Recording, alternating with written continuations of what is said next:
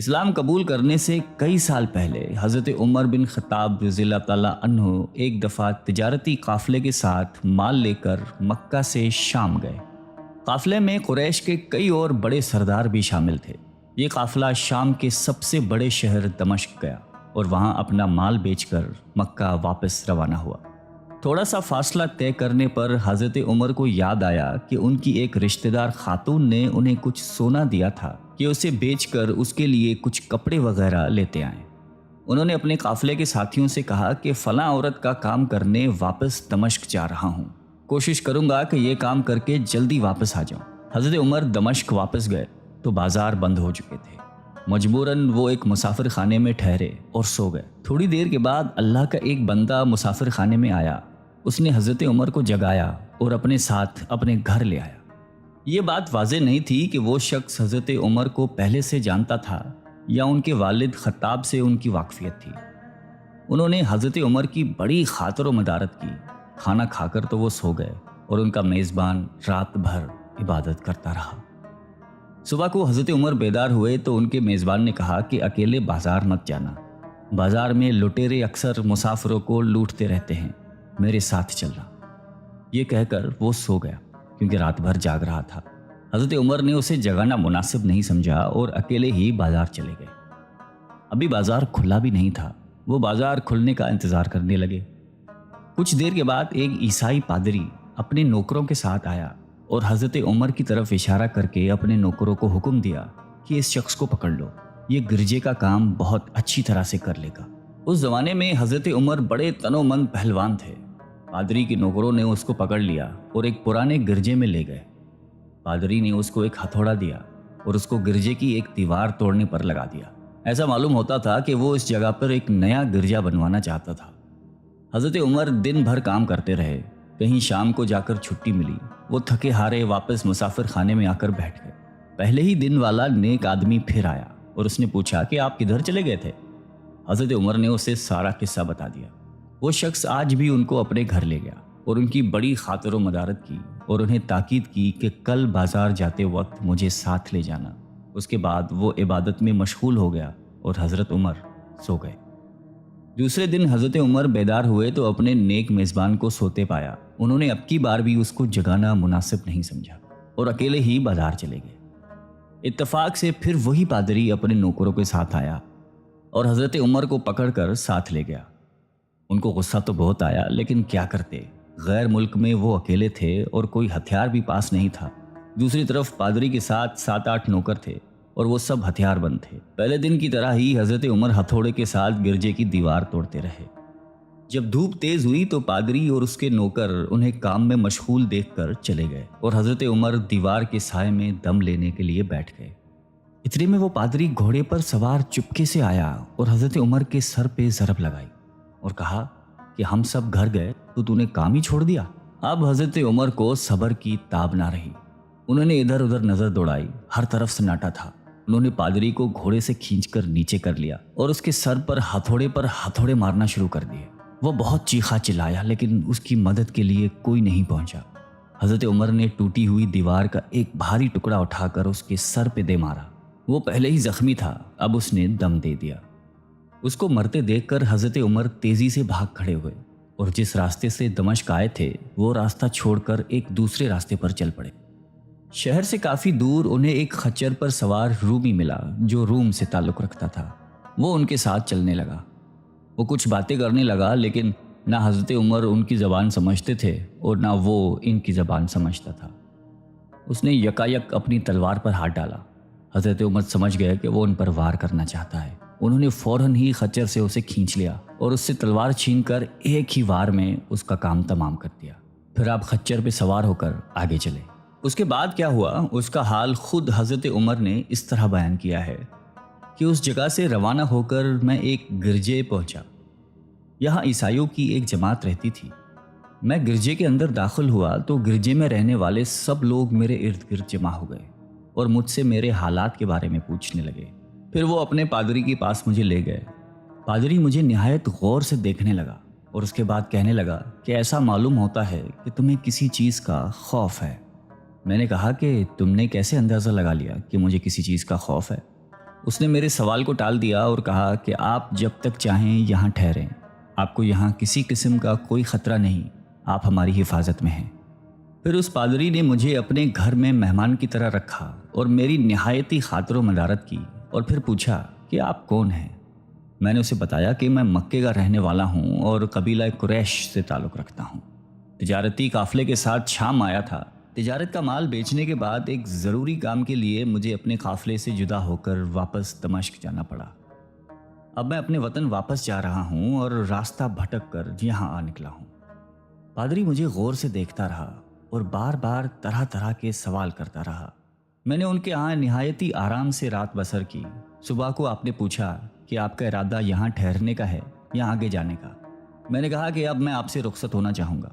یہ سن کر پادری نے اپنا ایک شاندار گدھا جو بڑا خوبصورت اور نہایتی تیز رفتار تھا لے آیا۔ اس گدھے کی پیٹھ پر کھانے کی مزیدار چیزیں اور قیمتی تحفے بھرے ہوئے تھے، اور پھر کہنے لگا کہ آپ اس گدھے پر سوار ہو جائیں اور چل پڑیں۔ راستے میں آپ کا گزر کسی عیسائی کے مکان کے پاس سے ہوگا تو وہ آپ کو اس گدھے پر سوار دیکھ کر آپ کی بے حد تعظیم کرے گا اور آپ کی خاطر و مدارت میں کوئی کسر نہیں چھوڑے گا۔ یہ کہہ کر پادری نے میرا ہاتھ پکڑا اور تنہائی میں لے کر کہنے لگا کہ اے عمر، آپ پر میرا حق واجب ہو گیا۔ میں نے کہا بے شک۔ اس نے کہا آپ کا تعلق ایک معزز قوم سے ہے، میری آپ سے ایک غرض ہے۔ میں نے کہا کہ آپ بیان کر لیں، لیکن حیرت کی بات ہے کہ آپ جیسا بڑا آدمی مجھ جیسے پریشان حال مسافر سے کوئی غرض رکھتا ہو۔ اس نے بڑے یقین بھرے لہجے میں کہا کہ سنیں، میں ایک ایسا آدمی ہوں جس سے اللہ نے آسمانی کتابوں کا علم عطا کیا ہے۔ میں نے آپ کی ذات میں بہت سی ایسی نشانیاں دیکھی ہیں جو یہ ظاہر کرتی ہیں کہ جب ایک مقررہ مدت پوری ہو جائے گی تو حالات میں زبردست تبدیلی آئے گی۔ اس وقت آپ ہمارے ملک کے حاکم بن جائیں گے اور یہاں کے سب شہروں میں آپ ہی کا حکم چلے گا۔ اس کے بعد پادری نے اپنی جیب سے دوات، قلم اور کاغذ نکال کر کہا کہ میری غرض یہ ہے کہ آپ اس کاغذ پر لکھ دیں کہ اس گرجے اور اس کی جائیداد پر کسی قسم کا کوئی موصول لاگو نہیں کیا جائے گا۔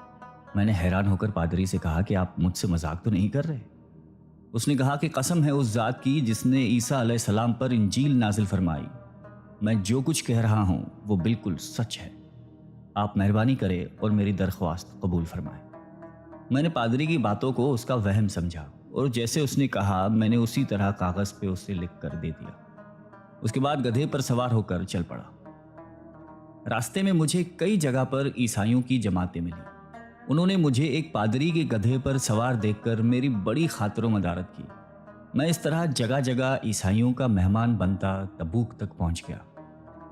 اللہ کی شان، جس تجارتی قافلے کے ساتھ میں گیا تھا وہ کافی دیر میرا انتظار کرنے کے بعد اسی جگہ سے چل پڑا تھا جہاں میں نے اسے چھوڑا تھا، اور اب تبوک میں ایک کنویں کے قریب ڈیرا ڈالے ہوئے تھے۔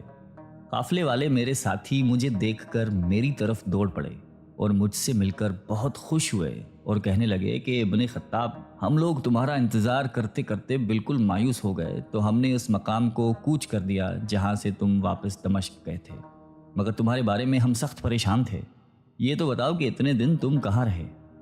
میں نے وہ تمام حالات بیان کیے جو مجھے پیش آئے، لیکن پادری سے جو میری گفتگو تنہائی میں ہوئی وہ بالکل ظاہر نہیں کی، کیونکہ میں پادری کی اس باتوں کو اس کا وہم سمجھتا تھا اور اس کے عقیدے کی کمزوری سمجھتا تھا۔ قریش کے ایک سردار ابو سفیان بھی اس قافلے میں شامل تھے۔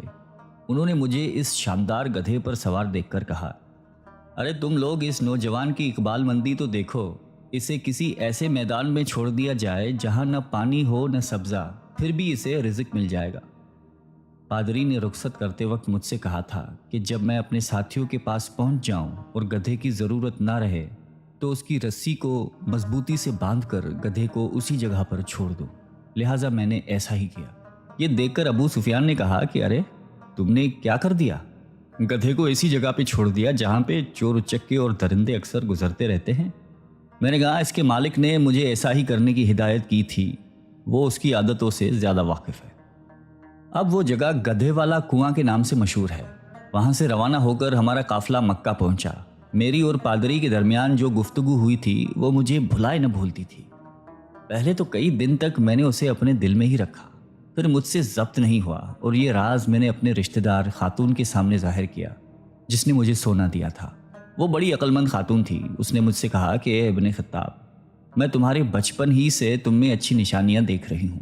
جب تم بہت چھوٹے بچے تھے تو میں نے ایک دفعہ خواب میں دیکھا کہ تم لمبے ہوتے جا رہے ہو اور تمہارا قد اتنا لمبا ہو گیا ہے کہ اس نے آسمان کو چھو لیا ہے. یہ دیکھ کر میں نے خواب میں کہا کہ ارے یہ میرے بچے کی کیا حالت ہو گئی ہے. کسی نے کہا کہ یہ لڑکا دنیا اور آخرت میں بھلائی پانے والا بنے گا. جاہلیت کے زمانے میں اس قسم کی باتوں کا مطلب میرے سمجھ میں نہیں آتا تھا. مکہ میں ایک شخص اہل کتاب یعنی یہود و نصارہ میں سے تھا جو بہت گمنام تھا. عام لوگ تو اس سے واقف بھی نہیں تھے، لیکن قریش کے کچھ سردار اسے پہچانتے تھے اور اس کی بہت عزت کرتے تھے. ایک دن دوپہر کے وقت میں اس کے ہاں گیا اور اسے جا کر کہا کہ میں آپ سے چند باتیں کرنا چاہتا ہوں اور چاہتا ہوں کہ آپ ان کو اپنے دل میں راز بنا کر رکھیں اور کسی کے سامنے ظاہر نہ کریں. اس نے ایسا کرنے کا وعدہ کیا تو میں نے اپنے سفر کے تمام واقعات اس کے سامنے بیان کر دیے اور اپنے رشتہ دار خاتون کے خواب کا بھی ذکر کیا. جب میں اپنی گفتگو ختم کر چکا تو اس نے کہا کہ ابن خطاب، جس کو تم نے موصول کی معافی کا وعدہ لکھ کر دیا ہے وہ اس زمانے میں عیسائیوں کا سب سے بڑا عالم ہے. جو کچھ اس نے کہا وہ سب سچ ہے اور جلد ہی وہ سچ تمہارے سامنے آ جائے گا. جہاں تک تمہاری رشتہ دار خاتون کے خواب کا تعلق ہے تو اس سے یہ ظاہر ہوتا ہے کہ مکے میں ایک بہت بڑا انقلاب آئے گا. زمانہ ایک نئی صورت اختیار کرے گا اور آنے والے زمانے کے آسمان و زمین بدل جائیں گے. میں وہاں سے گھر چلا آیا اور اس کی ساری باتیں اپنے دل میں لیے رہا. تھوڑے ہی عرصے کے بعد قریش کی مجلسوں میں آپ صلی اللہ علیہ وآلہ وسلم کا ذکر ہونے لگا. یہ لوگ اس بات پر چڑھتے تھے کہ محمد صلی اللہ علیہ وآلہ وسلم اپنے آپ کو اللہ کا رسول کہتے ہیں، لوگوں کو بتوں کی پوجا کرنے سے منع کرتے ہیں اور ایک اللہ کو ماننے پر زور دیتے ہیں. جلد ہی اللہ تعالیٰ نے اسلام کو ظاہر کر دیا اور مجھے یقین ہو گیا کہ حالات وہی صورت اختیار کر رہے ہیں جس کی طرف آسمانی کتابوں کے عالم شام کے پادری نے اشارہ کیا تھا. نبوت کے 6 سال حضرت عمر نے اسلام قبول کر لیا اور رسول اللہ صلی اللہ علیہ وآلہ وسلم کے جان نثار ساتھی بن گئے. 11 ہجری میں آپ صلی اللہ علیہ وآلہ وسلم نے اس دنیا سے پردہ فرمایا تو حضرت ابو بکر مسلمانوں کے پہلے خلیفہ بنے. 13 ہجری میں انہوں نے وفات پائی تو حضرت عمر خلیفہ بنے. ان کے سفر نامے کی روایت کرنے والے راوی کا بیان ہے کہ حضرت عمر فاروق اپنے خلافت کے زمانے میں شام تشریف لے گئے تھے تو ایک بہت بوڑھا آدمی جس کے بال برف کی طرح سفید ہو چکے تھے عیسائیوں کی ایک جماعت کے ساتھ ان کی خدمت میں حاضر ہوا اور عرض کیا کہ اے امیر المومنین، کیا آپ مجھے جانتے ہیں؟ حضرت عمر نے فرمایا کہ اگر آپ شام کے فلاں نگر کے پادری ہیں تو میں آپ کو پہچانتا ہوں. اس نے کہا کہ جی ہاں، میں وہی پادری ہوں. حضرت عمر فاروق رضی اللہ تعالیٰ عنہ نے فرمایا کہ میں نے آپ سے لکھ کر جو عہد کیا تھا وہ آج بھی قائم ہے. اللہ تعالیٰ نے اپنے رسول صلی اللہ علیہ وآلہ وسلم کے ذریعے ہمیں عزت بخشی. انہوں نے ہمیں اللہ تعالیٰ کی پسندیدہ دین اسلام کی طرف دعوت دی اور ہم نے یہ قبول کی. آپ ہی نے مجھے ان باتوں سے آگاہ کیا تھا. اب آپ کو کون سی چیز اسلام سے قبول کرنے سے روکتی ہے؟ بوڑھے پادری نے حضرت عمر کی باتیں سن کر اسی وقت اپنے ساتھیوں سمیت کلمہ پڑھ کر اسلام کی دولت حاصل کر لی. اللہ تعالیٰ ہم سب کو قلب سلیم عطا فرمائے اور قرآن اور حدیث پہ چلنے کی توفیق عطا فرمائے. آمین.